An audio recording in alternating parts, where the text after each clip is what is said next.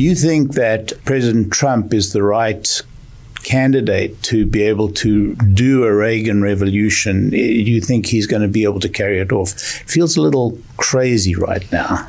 But remember, it felt crazy back then, it did. too. You're right. The big difference, the very big difference is, he would talk to Tip O'Neill, and, Yes.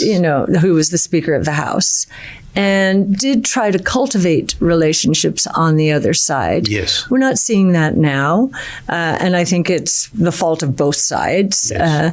But I wouldn't be surprised if he does start forging some relationships to get the job done.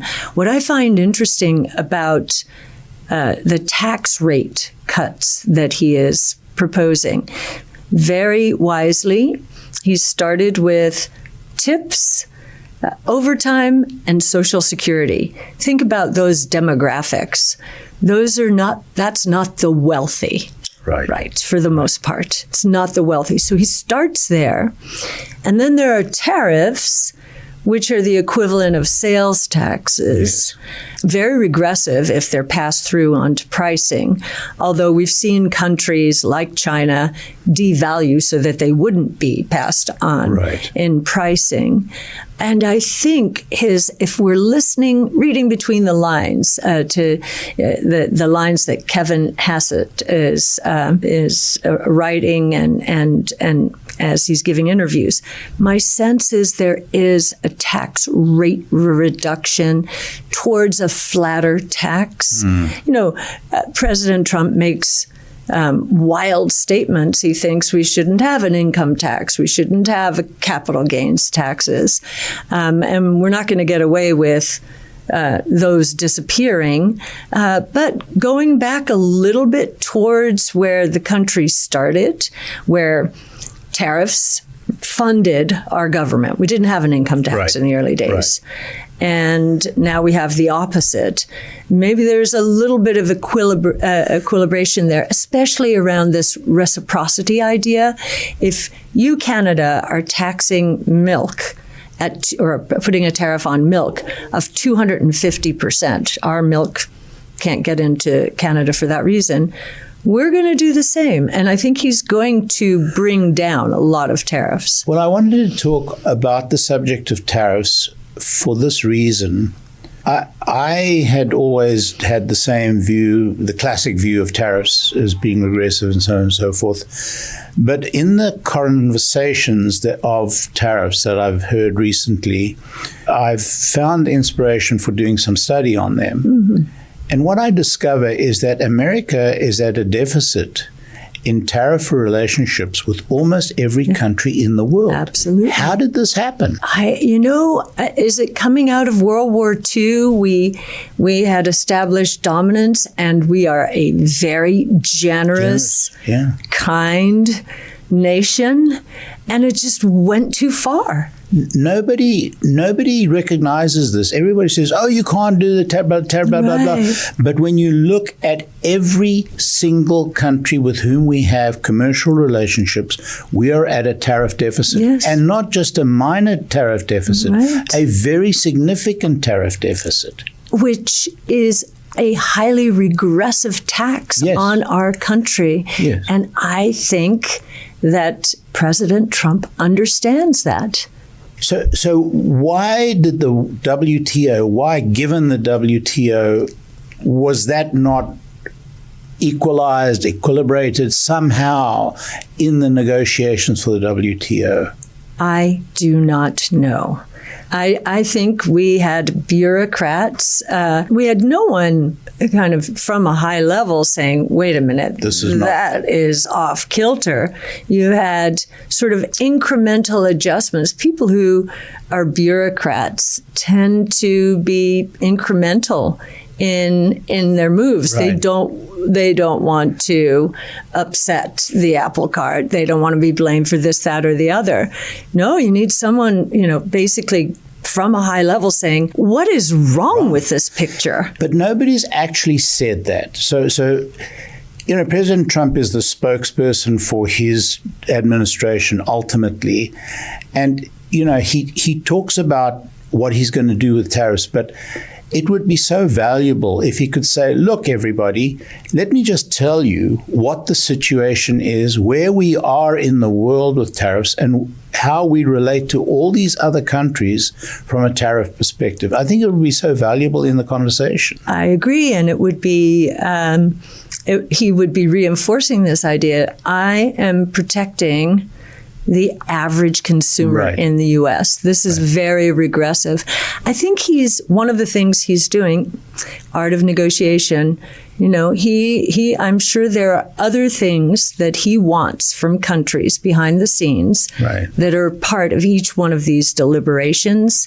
So there might be wisdom in what seems to be a chaotic situation. I know we often say that about him, that there could be wisdom behind it. I sometimes find myself believing that, and sometimes I'm questioning it, because I think it's such a clear fact that, if we could somehow publicize this, and maybe this is worth writing about and putting in paper, because when I started doing this investigation, I was staggered because, I think of myself as understanding some of these economic things, but I had no idea, none at all. It's years and years of incrementalism. Yes.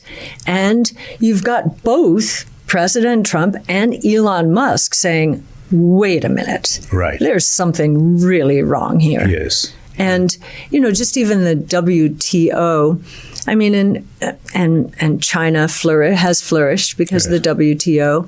And because of ignoring the WTO within the WTO. Within the WTO, yes. But I think even there, I think while it's been deleterious to the United States, our manufacturing base has been gutted. Right. And, at least cut in half as a percent of GDP if you look at manufacturing, whether it's employment or output. But now that all of these new technologies are flourishing, robotics and all kinds of automation, AI, I think we're going to leapfrog the rest of the world as President Trump brings more manufacturing back here. I think our productivity as a nation is going to be much higher and will grow much more rapidly than otherwise would have been the case. So we've been paying. The WTO started about 25 years ago, and now that pendulum went way too far. Now I think the payback is, we will get to leapfrog every other nation. They're kind of stuck with their infrastructure. Right. We can now, we can leap into the new world, humanoid robots of all kinds, especially given the low rate of unemployment and the demographics. I think it's a good time for this to happen. Kathy, I have, since acquiring my various Tesla vehicles, I've taken to the road, for my entire life has been flying. C2B was my address for many, many, many years. But I drive now. And I drive everywhere, as much as I can, everywhere I go. And so I've been across the country many times in the last couple of years. And I see a very different part of America than we see when we get off planes and go into cities and, go to our conferences, go to our meetings. It's not that good. Right.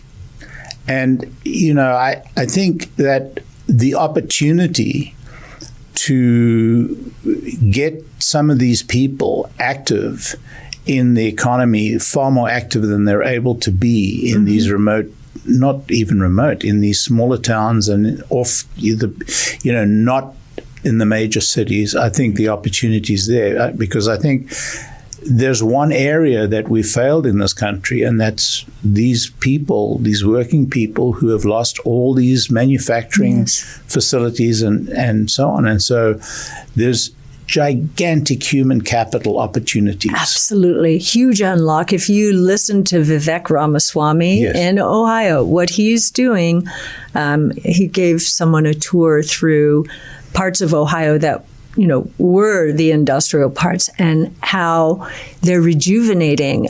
Steve Case and his Revolutions Fund also funding venture capital away from the big cities. Right. I mean, we're certainly trying to do that here in St. Petersburg, the Tampa Bay region,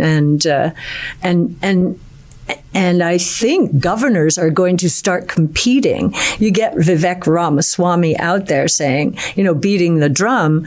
It's going to impact other governors. And we know Governor DeSantis here. The state of Florida has been fantastic. Huge. He's so focused on bringing startups into Florida and really taking that mantle away from California. He's very competitive to the point where I think in his budget there are some ideas that we've been working with his team on that may make it through in terms of tax credits for startups who don't need the tax credits, of course, but they can sell them off, which is very common in real estate. Right. Now, thinking about the same thing when it comes to innovation, and there is so much opportunity because we've never seen 15 technologies evolving at the same time the way they are. 5 major innovation platforms: robotics,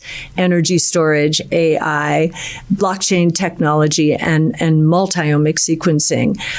We are so privileged to be living in this time.